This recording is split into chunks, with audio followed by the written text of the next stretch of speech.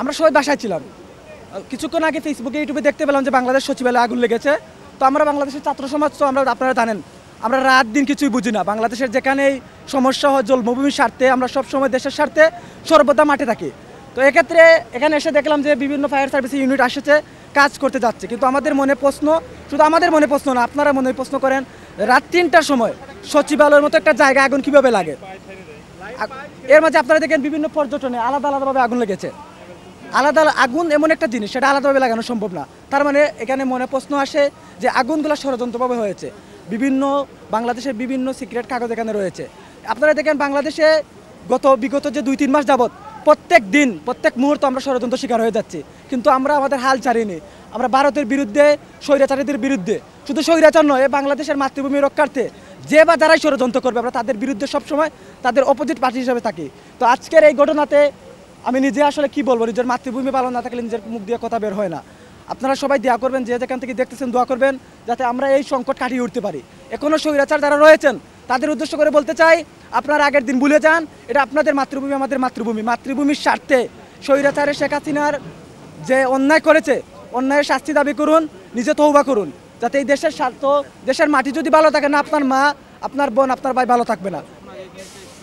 হ্যাঁ, অ্যাক্সিডেন্টটা হয়েছে, আমার এক ফায়ার সার্ভিস ভাই কাজ করে যাচ্ছেন। আপনার অ্যাক্সিডেন্ট হওয়ার একটা কারণ রয়েছে এখানে। আপনারা দেখেন এইরকম একটা জায়গায় একটা অ্যাক্সিডেন্ট হয়েছে, কারণটা কি? কারণটা হচ্ছে আগুন লেগেছে। আমি মনে করি যারা বাংলাদেশের প্রশাসনের দায়িত্বে রয়েছেন, যেমন সেনাবাহিনী, পুলিশ, র্যাব যারা রয়েছেন, প্রথমে তাদের কাজ ছিল যে এই রাস্তাটা এসে ব্লক করা, যাতে তারা সুন্দরভাবে নিজের মনোমুগ্ধভাবে কাজটা করতে পারে। আপনারা দেখেন রাস্তার আশেপাশে এখনও অনুমুক্তভাবে গাড়ি চলতেছে। এখন যদি গাড়ি চলাচল করে, সেখানে ফায়ার সার্ভিসের বাইরে প্রত্যেকটা মুহূর্তে ওই পাশে যাচ্ছে পানি আনার জন্য। উনি এইটা তাড়াহুড়া করতে গিয়ে রাস্তা পার হওয়ার ক্ষেত্রে এটা টাকে ওনাকে চাপা দিয়েছেন, জায়গায় মারা গিয়েছেন। মানে আমার ভাই শহীদ হয়েছেন। আমরা বাংলাদেশের প্রত্যেকটা মুহূর্তে আমরা জানি আমরা শহীদ হই, জীবন দেই, রক্ত দেই আমাদের মাতৃভূমির স্বার্থে। আপনারা দোয়া করবেন যাতে আমরা সব ষড়যন্ত্র মোকাবিলা করে আমাদের দেশকে আমরা রক্ষা করতে পারি। যদি দেখি যে বিগত সাল বা বিগত দিন আগুন লাগলো না, আজকে প্রশাসন ক্যাডার বা মিটিং করার পরে আগুন লাগলো, অবশ্যই হয় প্রশাসন ক্যাডার থেকে অথবা দোষকদের মধ্যে কেউ ইন্ধন যোগাইছে। কারণ সচিবালয়ের মতো জায়গায় যদি আমার আগুন লাগা আমি বন্ধ করতে না পারি, তাহলে বাংলাদেশের কোন জায়গায় আমি হচ্ছে আগুন লাগা বন্ধ করবো, যেখান থেকে বাংলাদেশ পরিচালিত হয়।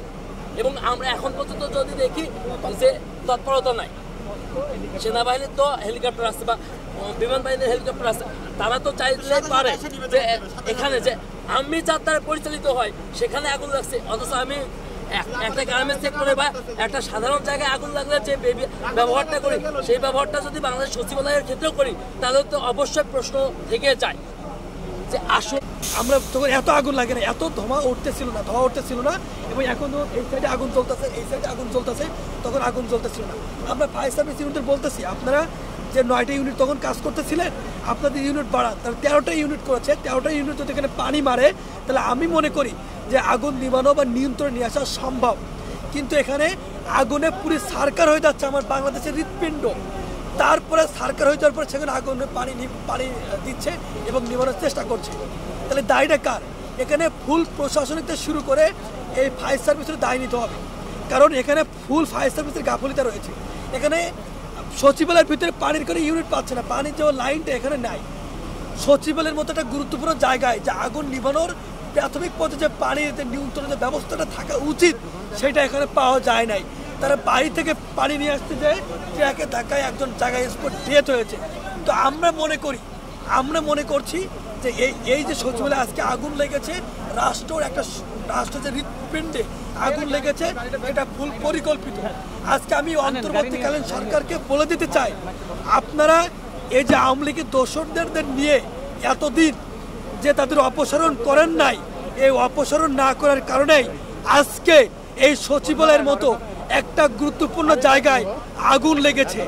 রাষ্ট্র আগুনে সার্কার হয়ে যাচ্ছে, একটাই